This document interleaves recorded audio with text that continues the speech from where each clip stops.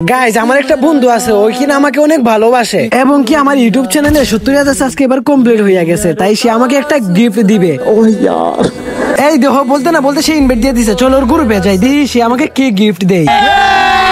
আরে রাহিম বন্ধু আইসিস তুই, তোর জন্য আমি অপেক্ষা করতেছি। আরে বন্ধু কি এমন হয়েছে যেটার কারণে তুই অপেক্ষা করতেছিস? আরে বন্ধু তোর তো ইউটিউবে 70K সাবস্ক্রাইবার কমপ্লিট হয়ে গেছে, আর আমি ভাবছিলাম তোরে কিছু একটা গিফট দিমু। আরে বন্ধু কে গিফট দিবি তাড়াতাড়ি দিয়ে দে, ওইটা আমি আমার সাবস্ক্রাইবারদের দেখাইমু। আমার বন্ধু আমাকে গিফট দিছে।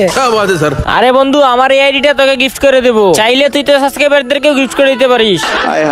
কি কস বন্ধু, আইডিটা আমার সাবস্ক্রাইবারকে গিফট করতে পারবো? কিন্তু বন্ধু তোর এই আইডিতে এমন কি আছে? তোর আইডি কি আমার সাবস্ক্রাইবারের পছন্দ হবে? আরে পছন্দ হইব না মানে? আমার আইডি দেওয়ার পরে তো সাবস্ক্রাইবার একটা লাইকের জায়গায় 10টা লাইক দিব।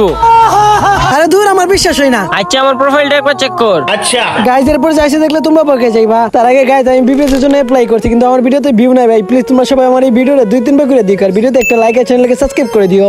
ये बड़ी अच्छी बात कही है। তাহলে আমি দেখতেছি তোর প্রোফাইলটা। ও ভাই এটা কি এক লেভেলের আইডি?